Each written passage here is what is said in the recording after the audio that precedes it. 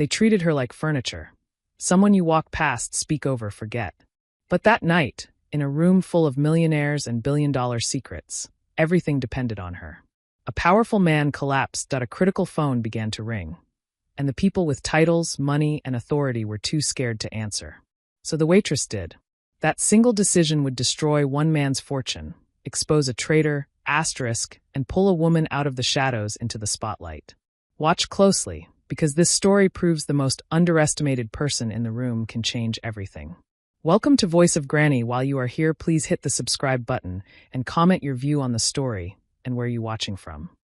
Sometimes the people we look past are the ones who end up changing everything. This is a story about a girl named Ruby Park and how one night in Los Angeles changed her life forever. Ruby was 24 years old, working as a server at the Golden Terrace, one of those fancy restaurants in Beverly Hills where a single glass of wine costs more than most people's car payments. She wore a crisp black uniform, moved quietly between tables, and did her job so well that people barely noticed she existed. And that was exactly how it was supposed to be in places like this. You were meant to be helpful but invisible, present but forgettable. But Ruby had a secret. Behind those tired brown eyes was a mind that never stopped working, a brain that absorbed everything around her like a sponge. While she poured water and cleared plates, she was listening, learning, remembering. Most people didn't know that Ruby had spent 3 years studying international business at UCLA before she had to drop out. Her mother got sick, the medical bills piled up, and suddenly Ruby's dreams of working in global trade vanished. She went from lecture halls to serving trays, from boardrooms to back rooms. Tonight was different, though. Tonight, the private diamond room was hosting Victor Kane, the 79-year-old founder of Kane Tech Industries. Victor had built his empire from nothing, starting with a small electronics repair shop in San Diego and turning it into a technology giant worth billions. Now he sat at the head of the table, looking frail and tired, watching his nephew Derek with eyes full of disappointment. Derek Kane was everything Ruby despised. He was 38 years old, but acted like a spoiled teenager. He wore his privilege like armor, treated servers like furniture, and believed the world owed him everything because of his last name. He was loud, drunk, and already celebrating a deal that hadn't even closed yet. "To the merger," Derek shouted, raising his glass so carelessly that expensive scotch splashed onto the white tablecloth. Ruby moved in quickly with a napkin, cleaning the mess before it could spread. Derek didn't even glance at her. He just shifted his elbow, nearly hitting her face, completely unaware that another human being existed in his space. "The Japanese haven't signed yet, Derek," Victor said quietly, his voice thin and strained. "Mr. Takahashi calls at exactly 9 o'clock. If we miss that call or if he senses any disorganization, this deal dies. Do you understand?" Derek waved his hand dismissively. "Relax, Uncle Vic Takahashi loves me. I sent him that vintage watch collection, didn't I? The Rolex set from the 1960s. We're golden. Besides, you're too old to worry about this stuff anymore. That's why I'm taking over as CEO next month. You need to rest. Permanent rest." The room went silent. The lawyers sitting around the table looked down at their plates. Everyone knew what was happening. Derek was pushing his uncle out, using the board's concerns about Victor's health to stage a takeover. Ruby felt anger rise in her chest as she stepped back into the shadows. She had read about Victor Kane in business journals back when she was still in college. He was a builder, an innovator, someone who created jobs and opportunities. Derek was just a parasite, feeding off his uncle's legacy. Victor looked at a sleek black phone sitting on a side table near the window. It wasn't a regular phone. It was a secure satellite line, used only for the most important international negotiations. "Is the phone charged?" Victor asked, worry creeping into his voice. It's fine, Derek snapped, standing up unsteadily. "I need to use the bathroom. Don't touch my drink." He stumbled out of the room, leaving the heavy doors slightly open behind him. The atmosphere grew tense. Ruby could feel it in the air, the way you feel the pressure drop before a storm. Victor checked his watch, an old classic Omega that had probably been with him for decades. 8:58, he whispered. Ruby stayed near the water station, watching. She knew she shouldn't care. She was paid $14 an hour to carry plates, not to worry about billion-dollar deals. But she couldn't help it. The injustice of it burned inside her. Victor had built something real, something that mattered. And now his nephew was about to destroy it all because he was too drunk and too arrogant to show up when it counted. The clock on the wall clicked forward. 8:59. Suddenly, Victor clutched his chest. His face turned gray, and he gasped for air, his hand reaching weakly toward his jacket pocket. "Mr. Kane." The lawyers jumped up, panicking, bumping into each other. "My pills," Victor wheezed, barely able to speak. Chaos erupted. The men swarmed around him, fumbling, useless in a real emergency. Ruby didn't hesitate. She rushed forward with a glass of cold water and a clean towel. "Give him space," she said firmly, her voice cutting through the panic. The lawyers, surprised by her authority, actually stepped back. Ruby knelt beside Victor, placing the cold towel on his neck and helping him swallow his heart medication with careful sips of water. "Breathe, sir," she whispered gently. "Just breathe slowly." "The call," Victor gasped, his eyes darting to the black phone across the room. "The call." And right then, as if the universe had perfect timing, a sharp electronic ring cut through the chaos. "Ring. Ring." It was exactly 9 o'clock. "Someone get Derek," one of the lawyers shouted. "He's in the bathroom," another yelled. "I'll go find him. Ring. Ring." Victor grabbed Ruby's wrist with surprising strength, fueled by pure desperation. "Answer it," he pleaded, tears forming in his eyes. "Please. Don't let it go to voicemail. If Takahashi gets voicemail, he'll walk away. He doesn't tolerate waiting." Ruby's heart pounded. "Sir, I can't. I'm just a server." "Answer it," Victor begged. "Buy us time." The lawyers stood frozen, too scared to touch the phone without Derek's permission. Ruby looked at the old man, saw his life's work hanging in the balance, looked at the door where Derek was nowhere to be seen. She stood up. She smoothed her apron. She walked across the plush carpet to that black phone. She took a deep breath, picked it up, and pressed the green button. And that's when everything changed. "Kane Tech Industries," Ruby said, her voice calm and professional despite her heart hammering in her chest. There was a pause on the other end, then a rapid stream of words, but not in English. The voice was deep, formal, and speaking Japanese. "Who is this? Where is Victor? I don't have time for secretaries. If Victor doesn't respect me enough to answer personally, this deal is finished." It was Hiroshi Takahashi, CEO of Takahashi International, one of the most powerful technology distributors in Asia. Ruby had read about him. He was known for being brilliant, precise, and absolutely unforgiving when it came to business etiquette. Behind her, the lawyers were whispering frantically. "What's he saying? Is that Chinese? Japanese? Hang up. Wait for Derek." Ruby ignored them. She turned her back to the room, pressed the phone closer to her ear, and did something no one expected. She switched languages. "Takahashi-san," Ruby replied in flawless Japanese, her tone dropping to match the gravity of the moment. "Please forgive me. Mr. Kane is experiencing a medical emergency that just occurred. He personally asked me to take this call to convey his deepest respect for you." Silence on the line. Then a shift in tone. Curiosity. "A medical emergency? Is he seriously ill? And who are you?" Takahashi asked, switching to accented English, testing her. Ruby understood this test. In Japanese business culture, if she answered in English now, she would mark herself as inferior, just an assistant. If she stayed in Japanese, she positioned herself as an equal, or at least as someone Victor trusted completely. Ruby continued smoothly in Japanese. "My name is Ruby Park. I am Mr. Kane's trusted advisor for Asian markets. He insists we proceed because he trusts no one else with the details of your agreement, especially regarding the silicon chip distribution rights for the Tokyo market." She had overheard Derek bragging about the Tokyo clause earlier while yelling at an assistant. It was a gamble, but she had to take it. Heavy pause. Then, from behind her, the doors burst open. Derek stumbled back in, his face flushed red, his nose running. "Who the hell is on my phone?" he bellowed. Victor, still sitting in his chair but breathing easier now, held up a shaking hand to silence Derek. He was watching Ruby's back, his eyes sharp. He understood enough Japanese to know she wasn't just making small talk. On the phone, Takahashi chuckled. It was a dry, dangerous sound.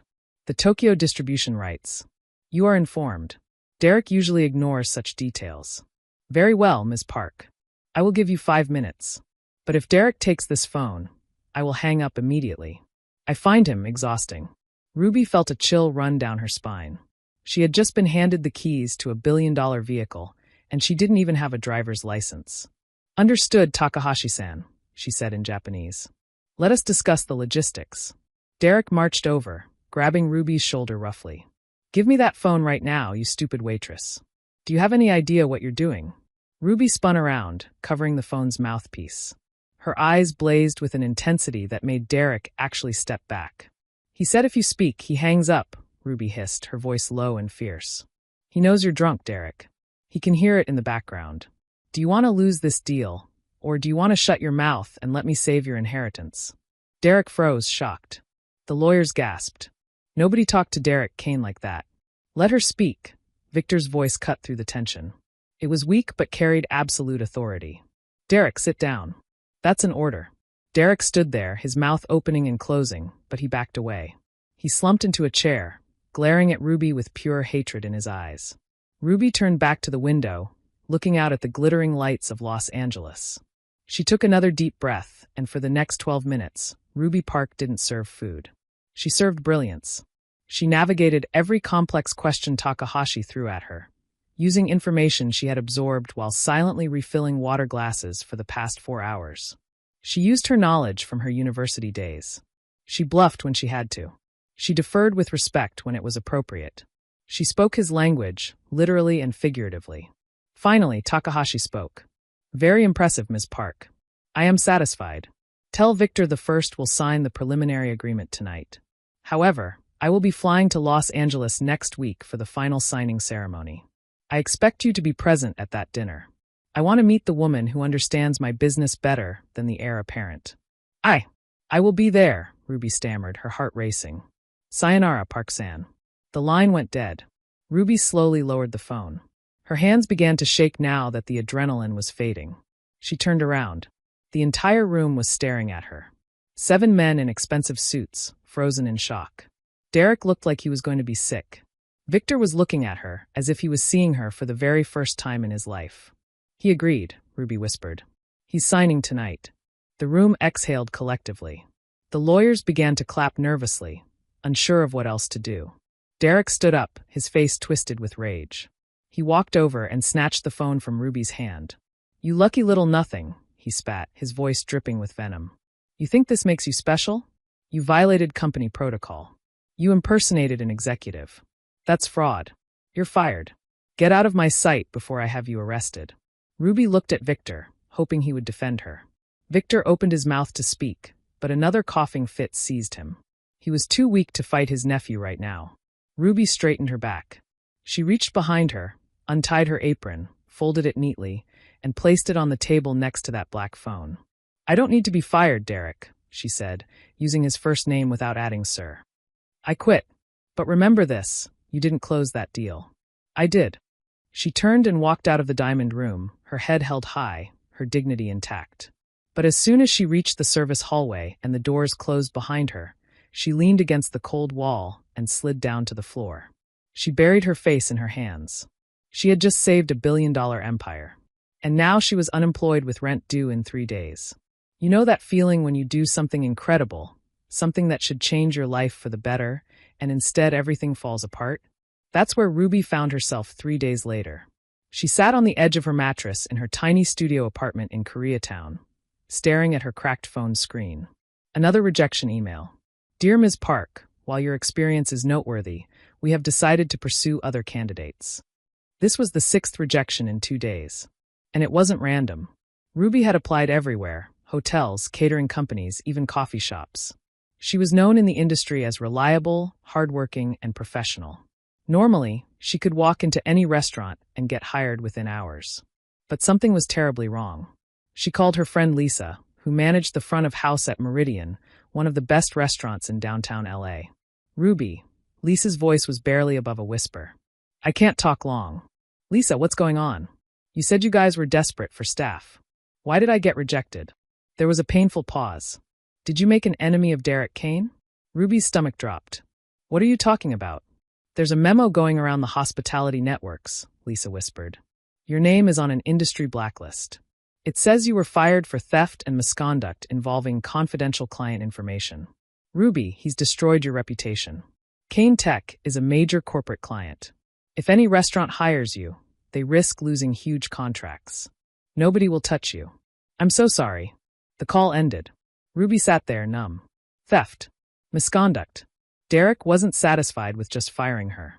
He wanted to make sure she could never work again. She walked to her small window, looking out at the gray buildings. She had $43 in her bank account. Her rent was $1,800, due in 2 days.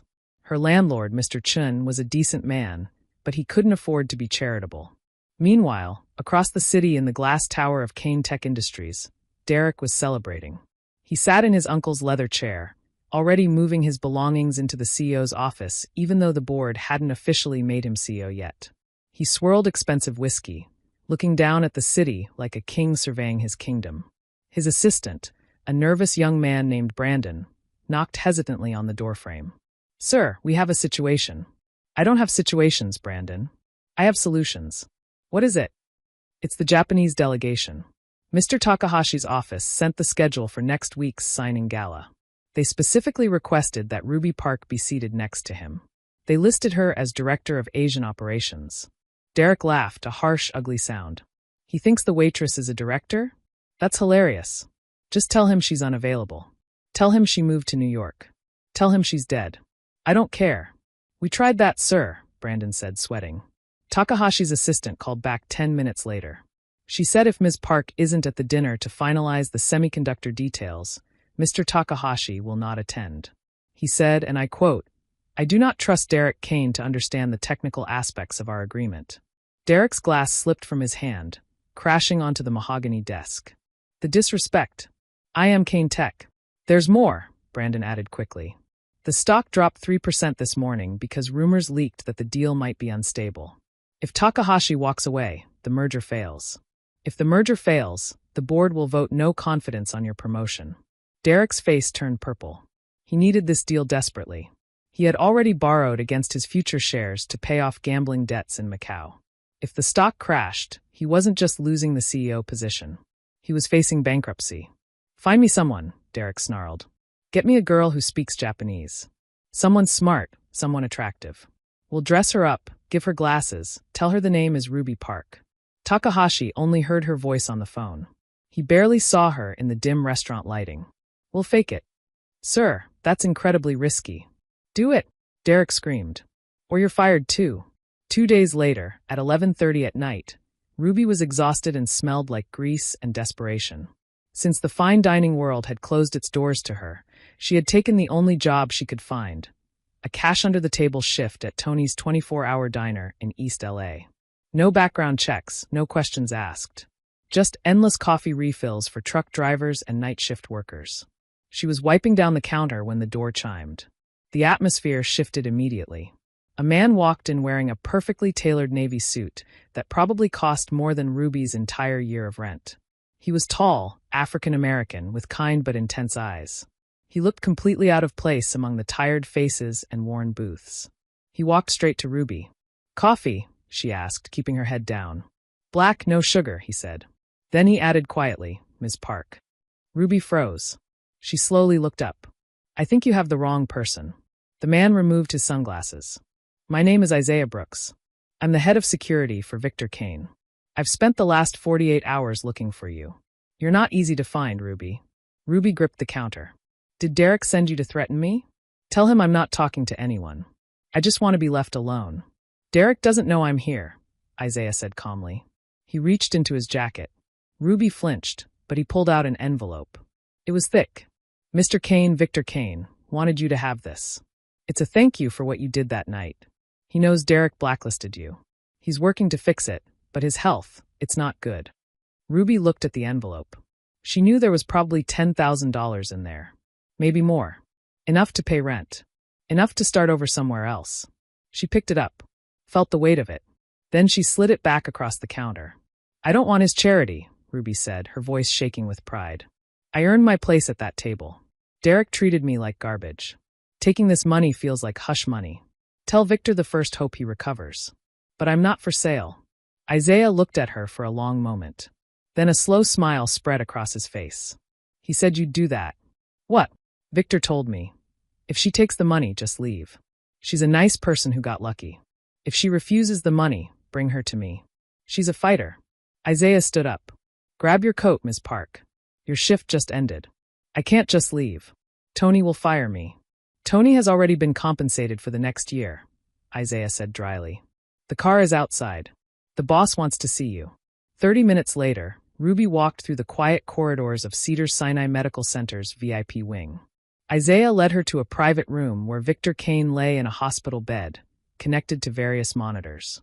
He looked smaller, frielier than he had at the restaurant. But when Ruby entered, his eyes opened, sharp and alert. You look terrible, Victor said, a small smile on his lips. You don't look so great yourself, Mr. Kane, Ruby shot back, crossing her arms. Victor chuckled, which turned into a cough. Derek is planning something stupid. He's going to bring a fake you to the Takahashi dinner tomorrow night. Some actress who speaks a little Japanese. He thinks he can fool a man who built an empire on reading people. Ruby's eyes widened. He's going to destroy the deal. Exactly, Victor said. And when Takahashi walks away, Kane Tech loses everything. Thousands of jobs disappear. My 50 years of work turns to dust. He struggled to sit up. I need you, Ruby. I'm a waitress, Mr. Kane. I'm not an executive. You're not a waitress, Victor said firmly. Isaiah did research on you. Top of your class at UCLA before you had to drop out. You speak 3 languages. You understand international business. I heard you on that phone, Ruby. You have instinct. Derek has the degree, but no instinct. Victor pointed to a garment bag hanging on the door. In that bag is a dress. Tomorrow night there's a gala. I want you to walk in there, not as a server, but as my representative. I've drafted legal documents giving you temporary authority to negotiate on my behalf. It's legal and binding. If you walk in there with those papers, you outrank Derek. Ruby felt her heart pounding. Derek will have me thrown out. Let him try, Victor whispered. What do you say? Ruby looked at the garment bag. She looked at her worn-out sneakers. She thought about Derek's face when he called her a stupid waitress. A fire ignited inside her. I'll do it, she said. Victor sank back into his pillows, relieved. Good. Get some rest. Tomorrow we fight back. The ballroom at the Beverly Wilshire Hotel was a sea of designer gowns, tuxedos, and champagne. This was the event of the season, the Kane Tech and Takahashi International Merger Celebration. Derek stood near the entrance, sweating in his expensive suit, checking his watch nervously. Where is she? He hissed to Brandon. The agency sent her. Her name is Candy. She's in the restroom practicing her lines, Brandon whispered. God help us, Derek muttered. Just then the doors opened. Hiroshi Takahashi entered. The Japanese CEO was impeccably dressed, his face serious and observant. He walked directly past the appetizers and approached Derek. Kane-san, Takahashi nodded coldly. Where is Ms. Park? I have questions about the shipping logistics. Hiroshi, good to see you, Derek forced a smile. Ruby is she's running a little late. You know how women are. Takahashi frowned. I do not appreciate waiting. She's here, Brandon signaled frantically. A woman approached from the hallway. She was tall, blonde, wearing a dress that was too tight and too revealing for a business event. She walked with a model's exaggerated stride. Mr. Takahashi, the woman chirped in a terrible American accent. I'm Ruby. So nice to meet you.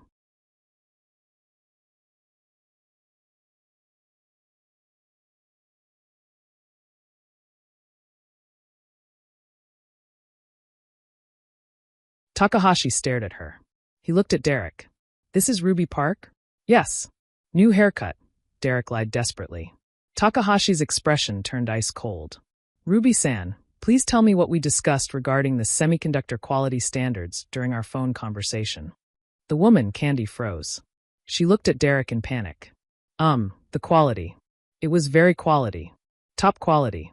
Takahashi's face became stone. He turned to Derek. You insult me. This is not the woman I spoke with. This is a child playing dress-up. Hiroshi, listen, Derek began. The deal is finished, Takahashi announced, his voice carrying across the room. The music stopped. Everyone turned to stare. I do not conduct business with liars. Wait. The voice rang out from the grand staircase, clear and commanding. Every head turned. Ruby stood at the top of the stairs. She wore an elegant deep red gown that looked like liquid silk. Her hair was styled in a sophisticated updo. She wore minimal jewelry, just a simple silver pin on her dress, the Kane Tech logo. She didn't look like a waitress. She looked like she owned the room. She descended the stairs, her eyes locked on Takahashi. Isaiah Brooks walked 2 steps behind her, a silent guardian. Takahashi-san, Ruby said in flawless Japanese. Please forgive this theater. My colleague Derek thought it would be amusing. But I am here now as promised. Takahashi's expression softened immediately. He recognized the voice. Park-san. You are late.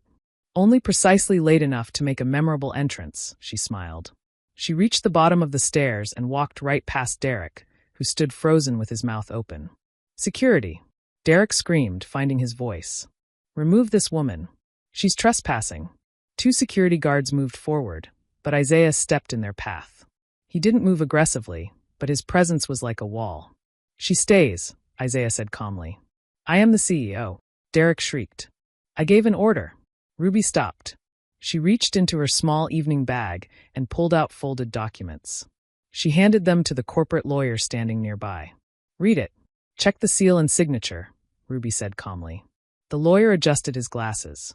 He scanned the paper, his eyes widening. It's a power of attorney. Signed by Victor Kane this morning, notarized and witnessed. It designates Ms. Ruby Park as his legal proxy for all Asian negotiations. Effective immediately. The room gasped. Board members whispered frantically. Ruby turned to Derek. She stepped close to him, her voice quiet but fierce. Sit down, Derek. Or Isaiah will escort you out for disrupting a shareholder event. Derek looked around desperately. He saw the board members watching him with disgust. He saw Takahashi looking at Ruby with respect. He was beaten. He stepped back, his face pale. Ruby turned to Takahashi. Now, Takahashi-san, about those shipping logistics. I've prepared a revised proposal. Shall we discuss it over dinner? Takahashi offered his arm. It would be my honor, Park-san. As Ruby took his arm and walked into the dining room, she caught a glimpse of herself in a mirror. The scared waitress was gone. But the night was far from over. Derek wasn't the type to accept defeat quietly. As they sat down for the first course, Derek was frantically typing on his phone under the table. He sent a text to a contact saved as the fixer. Initiate Plan Diamond. Frame her now. The real battle was about to begin. The morning sun poured through the windows of Ruby's hotel suite at the Beverly Wilshire. She was packing her bag, preparing to head to Kane Tech headquarters to sign the final merger documents with Takahashi. She felt invincible, like she had finally found her place in the world. Then came the pounding on the door. Heavy, aggressive, official. LAPD. Open the door. Ruby's heart stopped. She walked to the door and opened it slowly. 3 police officers stood there, along with a detective with tired eyes and a worn suit. Ruby Park. Yes.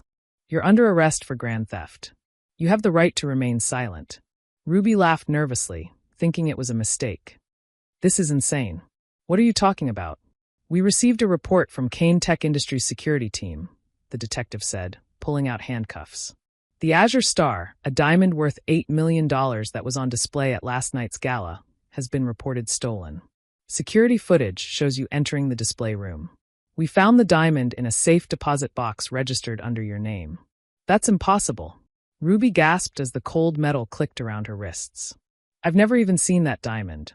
I don't have a safe deposit box. Save it for your lawyer, the detective said. They marched her through the hotel lobby. People stared. Cameras flashed. And standing near the revolving doors, holding a coffee cup and wearing a satisfied smirk, was Derek Kane. He watched her perp walk like a predator watching wounded prey. He mouthed one word as she passed. Waitress. The next several hours were a nightmare. Ruby was processed, fingerprinted, and thrown into a holding cell at the West LA station. Her phone was confiscated. She had no way to contact Isaiah or Victor. Derek had played his move perfectly. In the interrogation room, the detective threw a file on the table. We have security footage, Ms. Park. We have the diamond in a box registered with your social security number. The box was opened at 4 a.m. this morning using a key we found in your hotel room. I never had a key, Ruby shouted, tears streaming down her face. Derek Kane is framing me. He has access to security systems. He could have planted everything.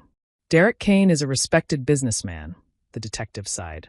You're a desperate woman with barely any money and massive debt. Who's a jury going to believe? The door opened. Derek walked in, looking immaculate. Detective, may I have a moment with Ms. Park? I'd like to see if we can resolve this privately. For my uncle's sake. The detective hesitated, then nodded. 5 minutes. The door closed. Derek sat across from Ruby, leaning back in his chair like he was lounging at a country club. "I told you," Derek whispered. "You don't belong in our world. You thought wearing a nice dress made you one of us? Power isn't about clothes, Ruby. Power is about control. And I control everything." "Victor will know the truth," Ruby said, her voice shaking. "Victor is in a medically induced coma," Derek lied smoothly. "The stress of the gala was too much for his heart. He collapsed this morning. With him incapacitated and you arrested, the board just voted me CEO. My first act? Pressing charges against you and firing you." Ruby felt the world spinning. Victor was gone. She had no allies. No money for a lawyer. "Here's the deal," Derek said, sliding a paper across the table. "Sign this confession. Admit you stole the diamond. In exchange, I'll reduce the charges to a misdemeanor. You get probation, no jail time. But you leave Los Angeles. You never speak the Kane name again. And if I don't, 20 years in prison," Derek smiled. "And I'll make sure everyone knows you as the thief who pretended to be important." Ruby stared at the confession letter. Her hand reached for the pen, hovering over the paper. "Tick-tock, Cinderella," Derek sneered. Suddenly, the door didn't just open. It slammed against the wall with such force that Derek jumped from his chair. Isaiah Brooks filled the doorway. But he wasn't wearing his usual suit. He wore tactical gear with a badge hanging around his neck that read, FBI Corporate Crimes Division. "Step away from Ms. Park, Derek," Isaiah commanded, his voice like thunder. "Excuse me?" Derek sputtered. "I'm the CEO of Kane Tech. I demand." "You demand nothing," a sharp female voice interrupted.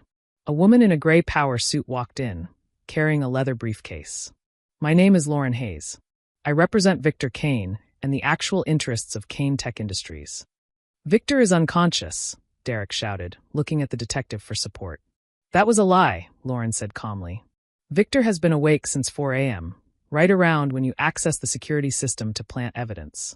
Derek's face went white. That's fabricated." The rhythmic hum of an electric wheelchair came from the hallway. Slowly, Victor Kane rolled into the interrogation room.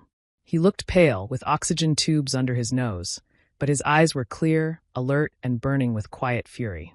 Derek stumbled backward, hitting the wall. "Uncle Vic, the doctors said." "The doctor said I needed rest," Victor rasped. "They didn't say I was dead. I've been awake since you decided to access the vault system, Derek." Victor tapped a tablet on his wheelchair.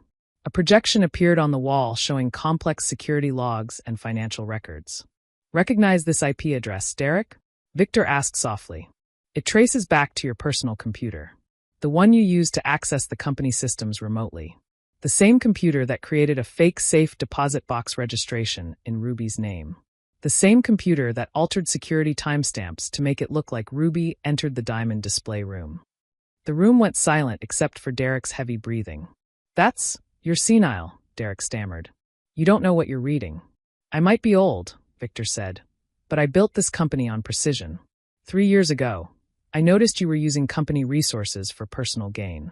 Small amounts at first. So I created a trap.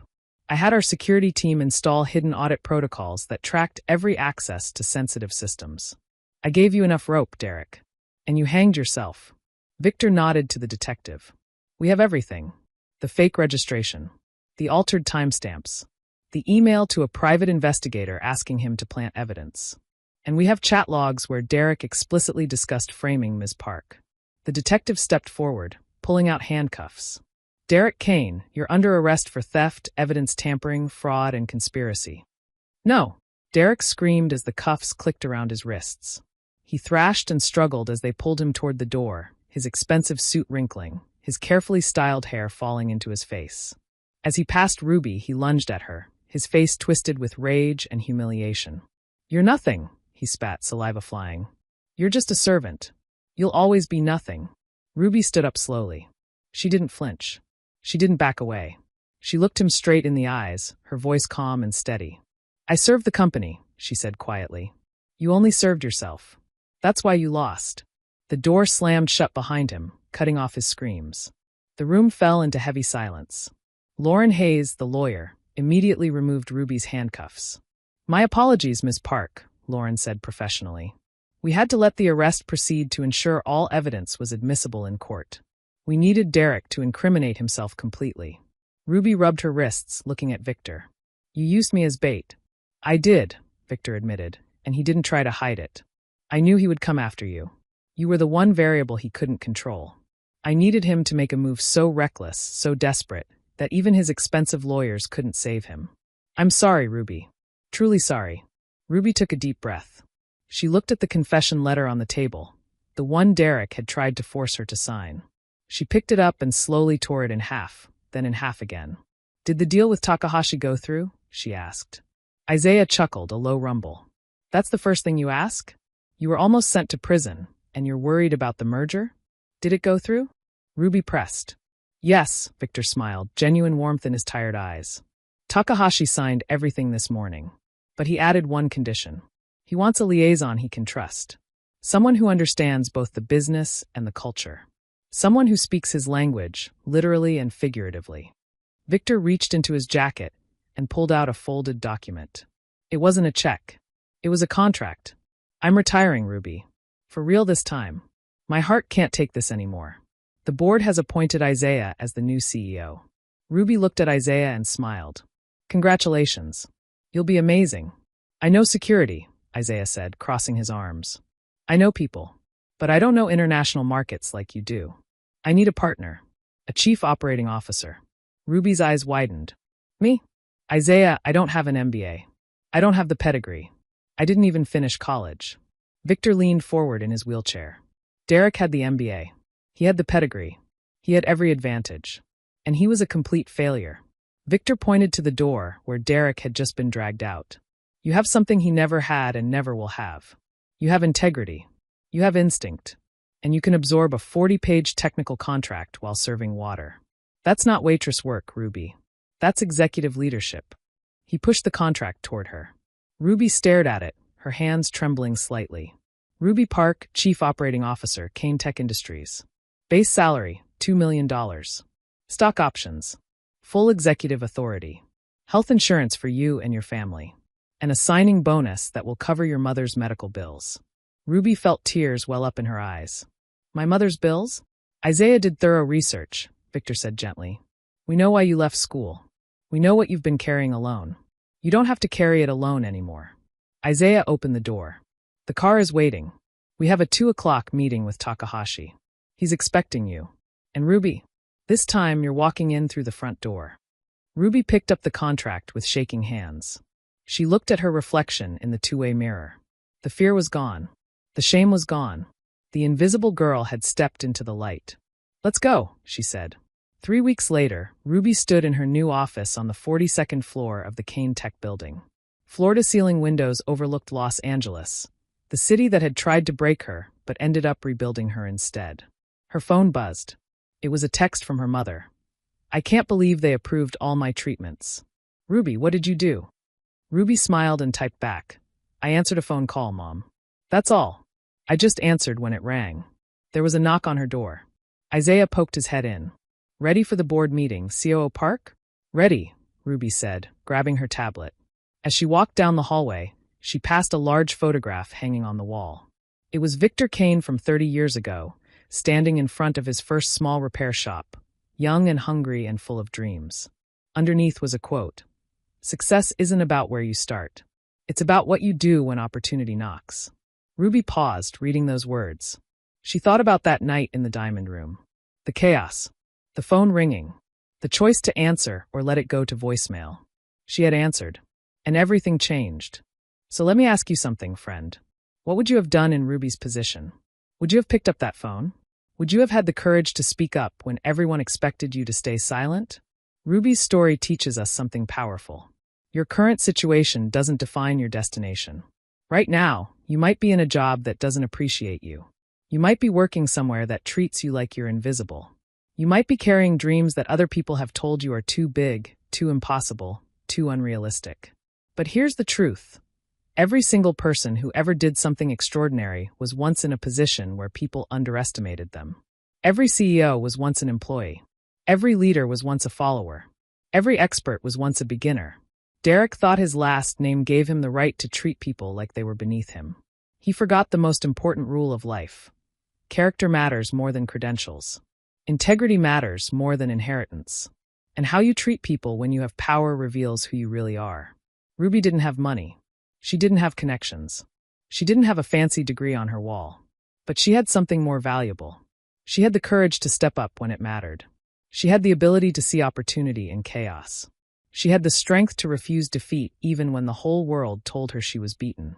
The phone rang in that room, and she made a choice. She didn't overthink it. She didn't wait for permission.